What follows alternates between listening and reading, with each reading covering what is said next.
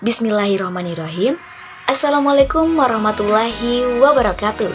Halo teman-teman, perkenalkan nama saya Kalvi Amalia dengan NIM 230404502015 dari kelas D, Prodi Bimbingan dan Konseling, jurusan Psikologi Pendidikan dan Bimbingan, Fakultas Ilmu Pendidikan, Universitas Negeri Makassar.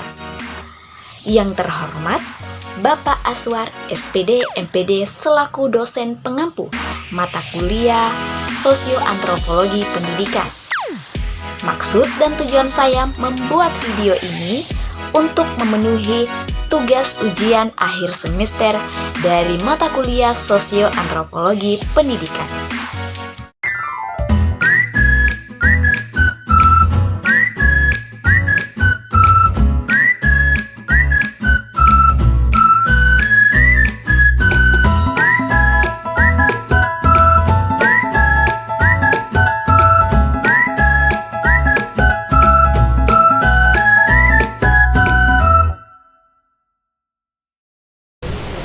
Adapun fenomena sosiologi dan antropologi, yang pertama yaitu sosialisasi dan penyesuaian diri. Yang kedua yaitu pranata dan stratifikasi sosial. Selanjutnya yaitu transmisi budaya, budaya-budaya belajar, serta pendidikan multikultural dan kebudayaan serta mobilitas sosial. Yang pertama yaitu sosialisasi dan penyesuaian diri. Sosialisasi dan penyesuaian diri. Di lingkungan kampus, mahasiswa baru sering sekali mengalami proses sosialisasi dan penyesuaian diri dengan budaya akademika yang berbeda. Mereka belajar untuk berinteraksi dengan senior, dosen, dan staf kampus, serta memahami aturan-aturan yang berlaku. Contohnya, mahasiswa baru yang awalnya mereka itu canggung dan tidak terbiasa dengan lingkungan kampus. Lama-kelamaan, mereka mulai beradaptasi dengan norma sosial yang ada di kampus tersebut, seperti bagaimana cara berkomunikasi yang baik dengan dosen atau dengan teman sebayanya. Yang kedua, yaitu pranata dan stratifikasi sosial. Di beberapa institusi pendidikan, terdapat pranata sosial yang mempengaruhi akses terhadap kesempatan belajar. Misalnya, adanya beasiswa atau program bantuan finansial bagi mahasiswa dari keluarga yang tidak mampu atau kurang mampu. Contohnya, mahasiswa yang berasal dari latar belakang ekonomi rendah mungkin akan menghadapi kesulitan dalam memenuhi kebutuhan belajar mereka. Namun, dengan adanya program beasiswa, mereka memiliki kesempatan yang sama untuk mendapatkan pendidikan yang berkualitas. Yang ketiga, mobilitas sosial. Pendidikan tinggi dianggap sebagai jalan untuk meningkatkan mobilitas sosial. Mahasiswa yang mendapatkan pendidikan tinggi memiliki peluang yang lebih besar untuk mendapatkan pekerjaan yang lebih baik dan meningkatkan status sosial mereka.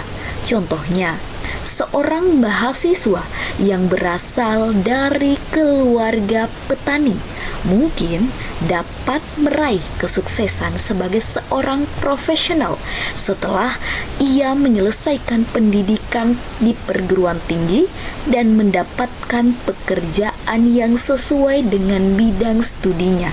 Seperti yang kita lihat, banyak anak petani yang telah menjadi seorang guru besar, menjadi seorang rektor, ataupun menjadi pejabat-pejabat yang luar biasa atau menjadi seorang miliarder.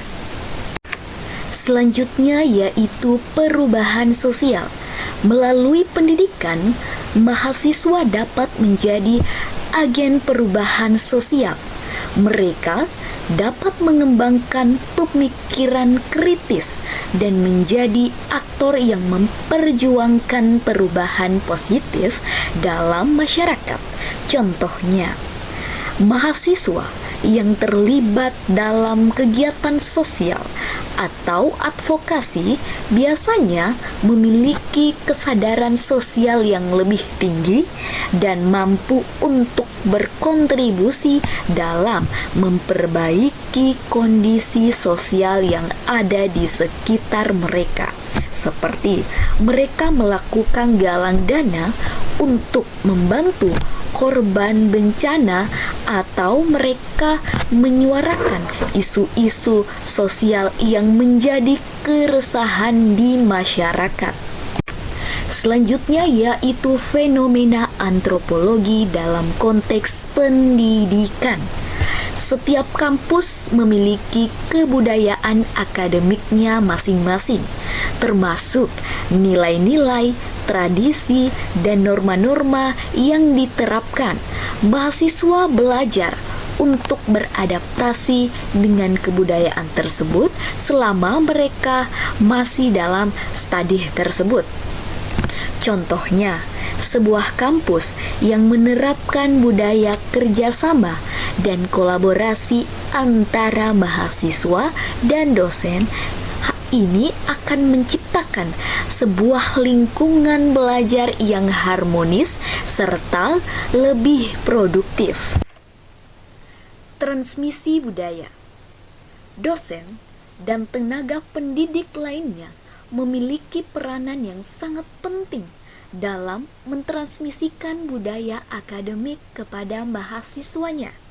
Mereka juga bertanggung jawab untuk melestarikan nilai-nilai tradisional dalam proses pendidikan tersebut. Contohnya, seorang dosen yang mengajarkan mata kuliah tentang budaya lokal akan membantu mahasiswa dalam memahami dan menghargai warisan budaya yang ada di sekitar kampus mereka. Selanjutnya yaitu budaya belajar. Setiap program studi atau fakultas memiliki budaya belajar yang unik dan berbeda, termasuk dalam metode pembelajaran, gaya pengajaran dosen, dan interaksi antara mahasiswanya. Budaya belajar ini dapat mempengaruhi pengalaman pendidikan mahasiswa. Contohnya, di Fakultas Seni. Di Fakultas Seni itu mereka mendorong kreativitas dan eksperimen dalam proses pembelajaran yang tentunya akan menciptakan suasana belajar yang inspiratif bagi mahasiswanya. Selanjutnya yaitu pendidikan multikultural. Di lingkungan kampus yang multikultural, mahasiswa akan belajar untuk menghargai keberagaman budaya dan pandangan dunia. Pendidikan multikultural dapat membantu mempersiapkan mahasiswa untuk hidup dalam masyarakat yang global serta dengan keberagaman yang berbeda-beda. Contohnya, kegiatan seminar atau workshop tentang multikulturalisme di kampus membuka ruang diskusi dan pemahaman antar mahasiswa dari berbagai latar belakang budaya yang berbeda. Selanjutnya yang terakhir yaitu analisis dari fenomena. Meskipun konsep-konsep sosiologi dan antropologi dalam konteks pendidikan ini menawarkan pandangan yang ideal tentang peran pendidikan dalam masyarakat, namun masih saja terdapat kesenjangan antara konsep ideal tersebut dengan realitas sosioantropologi pendidikan di banyak institusi. Terkadang, aspek-aspek seperti stratifikasi sosial, ketimpangan akses pendidikan, atau diskriminasi masih saja banyak terjadi di lingkungan pendidikan. Berdasarkan filosofi tokoh pendidikan Indonesia seperti Ki Hajar Dewantara, ia menekankan bahwa pentingnya pendidikan sebagai sarana untuk memberdayakan seluruh lapisan masyarakat tanpa terkecuali. Namun, kita melihat realitas yang ada. masih banyak sekali terdapat hambatan-hambatan seperti biaya pendidikan atau kurangnya dukungan bagi mahasiswa dari latar belakang ekonomi yang rendah. Nah, untuk mengatasi kesenjangan ini, maka diperlukan upaya bersama dari pemerintah, lembaga pendidikan, dan masyarakat untuk bagaimana menciptakan sistem pendidikan yang lebih inklusif, meratakan akses pendidikan yang berkualitas, menghargai keberagaman budaya, dan mempromosikan nilai-nilai sosial yang adil, demokratis, sesuai dengan visi pendidikan yang ideal yang kita inginkan. Baik, itulah tadi pemaparan saya mengenai fenomena sosioantropologi. Sekian dari saya ucapkan terima kasih banyak. Assalamualaikum warahmatullahi wabarakatuh dan sampai jumpa.